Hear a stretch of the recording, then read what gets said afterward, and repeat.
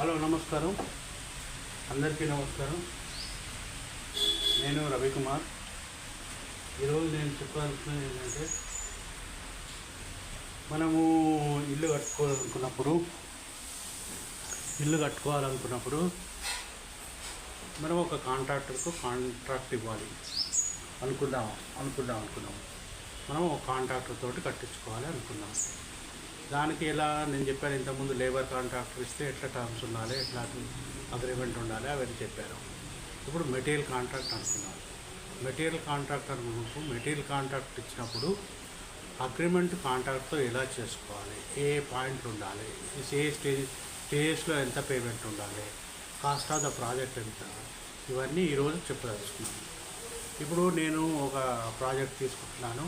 అంటే మీరు కట్టుకునే ఇల్లు అనుకోండి, 1800 SFT గ్రౌండ్ ఫ్లోర్లో ఉంది, 2000 SFT ఫస్ట్ ఫ్లోర్లో ఉంది, 1500 SFT సెకండ్ ఫ్లోర్లో ఉంది.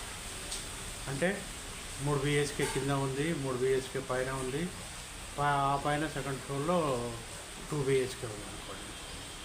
అయితే మీరు దాని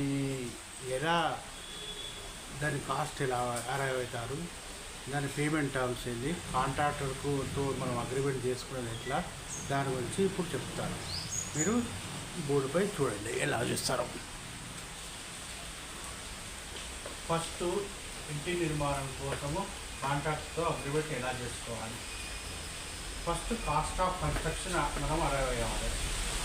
cost of construction ground floor 3 BHK 1800 SFT ఉంది అనుకోండి. మన డ్రాయింగ్ ప్రకారం మన కొలతలు వేస్తే స్లాబ్ ఏరియా 1800 SFT ఉంది. 1800 SFTకి 2000 లెక్కనే వేసుకోండి. ఇప్పుడు ప్రస్తుతము అందరి కాంట్రాక్టర్లు 2000 అడుగుతున్నారు. ఇంకా తక్కువ చేస్తే తక్కువ చేసుకోండి. మీరు అగ్రిమెంట్ అయితే తక్కువ చేసుకోండి. దాని దగ్గర 1800 x 2000 36 లక్షలు అవుతుంది. తర్వాత ఫస్ట్ ఫ్లోర్ 2000 SFT అనుకోండి డ్రాయింగ్ ప్రకారం, దానికి 1600 లెక్క వేస్తాను. ఎందుకంటే ఫుటింగ్స్ అవి ఉండవు కాబట్టి 1600 లెక్క వేస్తాను. So 32 lakhs. తర్వాత సెకండ్ ఫ్లోర్ 1500 అనుకోండి. 1500 SFTలో అదొక 2 BHK అనుకోండి. SFT 1700, 1500 పైన కాబట్టి దాని పైనకి వస్తుంది కాబట్టి లిఫ్ట్ చార్జెస్ కలిసి 1700 అంటే 25,50,000. అంటే మీకు వచ్చే టోటల్ కాస్ట్ ఎంత, 93,50,000 మీకు టోటల్ ఖర్చు అవుతుంది.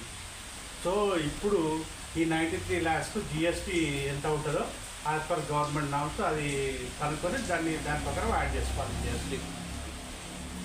అయితే ఇది 93 lakhsకు మనం డిరైవ్ అయిన తర్వాత 93,50,000 డిరైవ్ అయిన తర్వాత ఆయనకు మనం స్టేజెస్లో పేమెంట్ చేయాలి. ఆయన వర్క్ను బట్టి స్టేజెస్లో పేమెంట్ చేయాలి. ఆ స్టేజెస్ ఎలా ఉండాలి, ఈ పేమెంట్ ఎలా ఉండాలి అంటే, ఫస్ట్ గ్రౌండ్ ఫ్లోర్ తీసుకున్నట్లయితే ground floor value 36 lakhs. So ground floor advance ఒక 5% ఇద్దామని మీరు అనుకున్నట్లయితే 5% advance of 5% of 36 lakhs advance.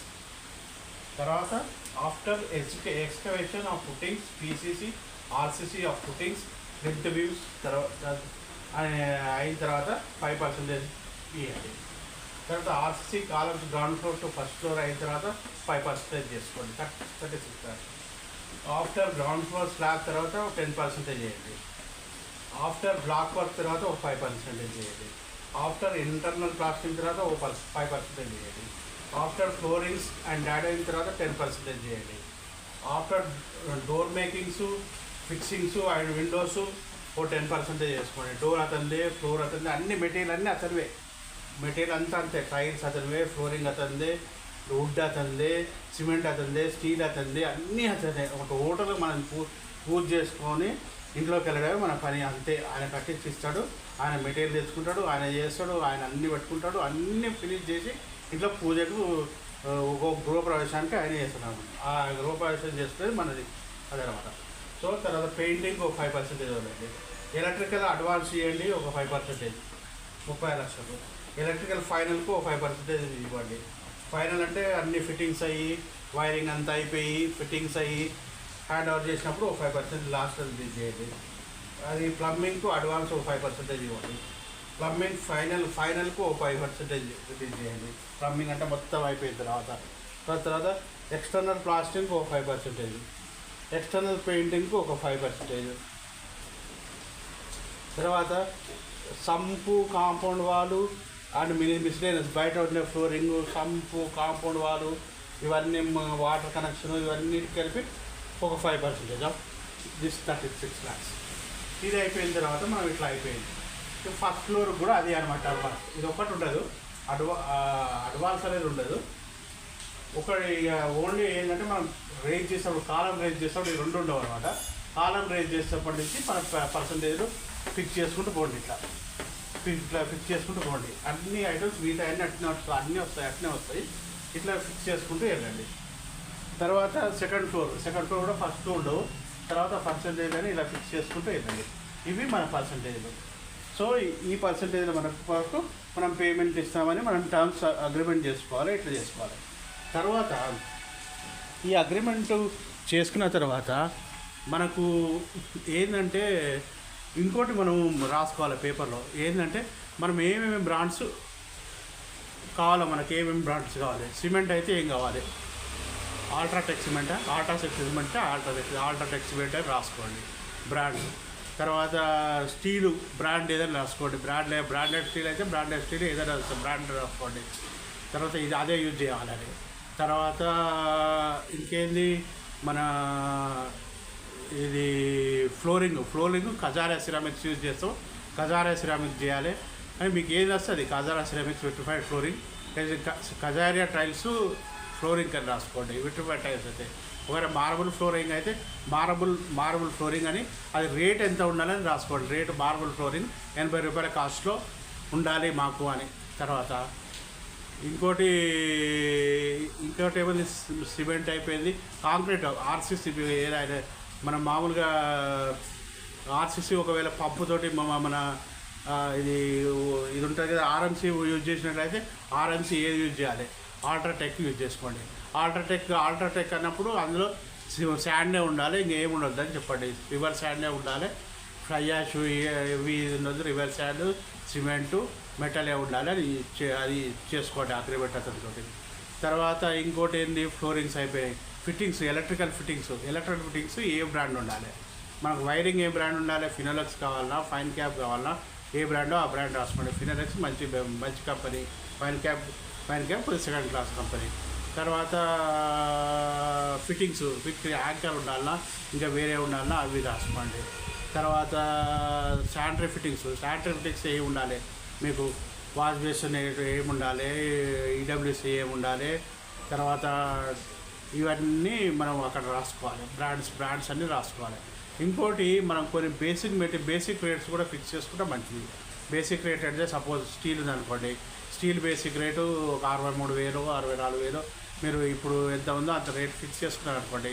ఒకవేళ మీకు ఎవరైనా పరిచయం ఉంటే కాంట్రాక్టర్ తెచ్చే బదులు మీరే తెచ్చి అక్కడ ఆ స్టీలు మీరు డంప్ చేసి ఆ రేట్ తోటి మన కాంట్రాక్టర్ అమౌంట్లో నుంచి అది ఆ రేటు పట్టుకొని, ఆ అమౌంట్ పట్టుకొని ఇవ్వచ్చు స్టీల్ అటువంటిది. సిమెంట్ ఏమైనా తెచ్చుకున్నారనుకోండి, సిమెంట్ బేసిక్ రేట్ తెచ్చుకున్నారనుకోండి, సిమెంట్ బేసిక్ రేట్ పెట్టుకొని మేము 350 రూపాయలు బేసిక్ రేట్ ఏదన్నా అనుకోండి అల్ట్రాటెక్. అది ఆయన కాలేదనుకోండి, ఆయన కాకుండా మనది ఇమ్మననుకోండి, మనం అది సిమెంట్ తీసుకొచ్చి ఆ అమౌంట్ ఆయన కాంట్రాక్టర్ నుంచి మనం డిడక్ట్ చేసుకోవాలి. అట్నే ఏంది మనం ఏమైనా మనమే తేవాలనుకుంటున్నాం, ఏది పెయింటింగ్ మెటీరియల్ మనమే కొనియాలనుకుంటాం. ఆ painting cost, Asian paints basic rate emulsion cost ఇంత 220 రూపాయలు,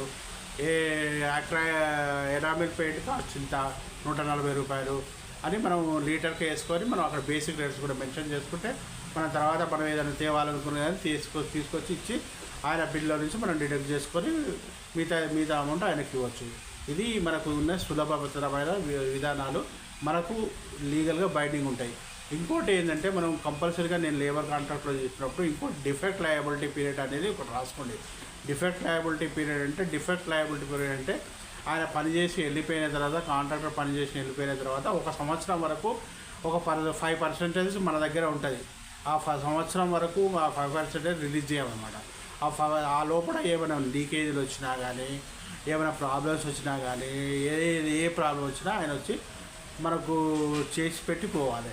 తర్వాత 1 ఇయర్ తర్వాత ఆ 5% మనం రిలీజ్ చేస్తాం అన్నమాట. ఆ 5% మనం పట్టుకునేది 1 ఇయర్ తర్వాత రిలీజ్ చేస్తాం. 5% పెట్టుకోండి, 2% పెట్టుకోండి, మీ ఇష్టం ఎంత పెట్టుకుంటే అంత. అది డిఫరెంట్ లయబిలిటీ పీరియడ్ ఇంకోటి రాయండి. ఇంకోటి ఏమైనా అభిప్రాయ భేదాలు ఉన్నా, అదేమన్నా ఏమైనా మా అభిప్రాయాల భేదాలు మధ్యలో వచ్చినా కానీ, కాంట్రాక్ట్ డిలే ఉన్నా కానీ ఆ డిలే ఆఫ్ ద కాంట్రాక్ట్ కూడా పెట్టుకోండి. డిలే ఆఫ్ ద కాంట్రాక్ట్ ఎట్లా అంటే వారానికి మన 15 రోజులకు కొంత పర్సంటేజ్ పెట్టుకోండి. 0.5% 15 రోజులు డిలే అయిందంటే 0.5% ఆయనకు వచ్చిన అమౌంట్లో నుంచి డిడక్ట్ చేసుకొని పట్టుకోవాలన్నమాట. మనం ఆయన డిలే చేసింది కాబట్టి 15 రోజులు డిలే చేసింది కాబట్టి 0.5% పెనాల్టీ వేస్తామని రాసుకోండి. ఇంకోటి ఏంటంటే టోటల్ పీరియడ్ కన్స్ట్రక్షన్ పీరియడ్ ఎంత మన కంప్లీట్ చేసి పుట్టింగ్స్ నుంచి పునాది శంకుస్థాపన నుంచి మనకు ఇంటి గృహప్రవేశం చేసే వరకు ఎంత కాలం పడుతుంది అనేది కూడా రాసుకోండి. 1 ఇయర్ 2 months 1 year 3 months అది రాసుకోండి. లేకపోతే 6 నెలల్లోనే ఇస్తాడా 8 నెలల్లోనే ఇస్తాడా అది మొత్తం క్లియర్గా రాసుకొని పెట్టుకోండి. కాంట్రాక్టర్ డిలే కాకుండా మంచిగా చేసే అతన్ని పేరు కొద్దిగా ఇంతకుముందు చేసిన అతన్ని డిలే చేయకుండా అతన్ని పెట్టుకోండి. అతను ఎక్కువ వర్కులు పట్టుకొని ఇక్కడ రాకుండా డిలే చేసినట్లయితే 2-3 సార్లు వార్నింగ్ ఇవ్వండి, డిలే కింద పెనాల్టీ ఇవ్వండి. తర్వాత కూడా వినకుంటే మనకు అదేది క్లోజ్ ఆఫ్ కాంట్రాక్ట్ ఉంటుంది. క్లోజ్ ఆఫ్ కాంట్రాక్ట్ కూడా మ్యూచువల్ అగ్రీ టర్మ్స్ మీద క్లోజ్ ఆఫ్ కాంట్రాక్ట్ తీసుకోవచ్చు. ఇది అండి ఈరోజు నేను ఒక విల్లా అనుకున్నాను, లేకపోతే గ్రౌండ్ ప్లస్ 2 floors హౌస్ ఎలా కన్స్ట్రక్ట్ చేస్తారో అది నేను మీకు ఇవాళ చెప్పాను. మరి పేమెంట్ టర్మ్స్ కూడా మీకు చెప్పాను. సో ఇది అండి, మీరు గుర్తుపెట్టుకొని కాంట్రాక్ట్కి అయినా ఇచ్చే ముందు ఇలా చేసుకోండి. నమస్కారము. ఈ వీడియోను మీరు సబ్స్క్రైబ్ చేసి లైక్ చేస్తారని, షేర్ చేస్తారని నమ్ముతున్నాను. ఇట్లు మీ జియా విల్మార్.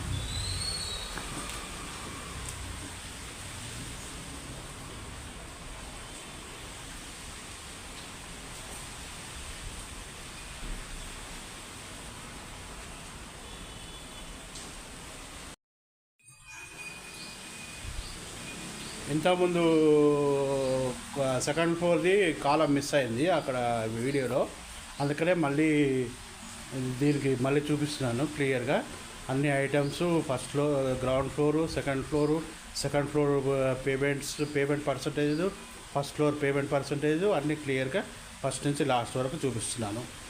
సో నమస్కారము.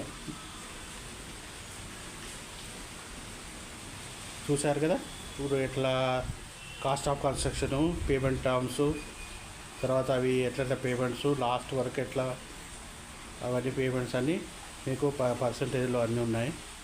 మీరు క్లియర్గా కొద్దిగా జూమ్ చేసుకొని చూడండి, తెలిసిపోతుంది.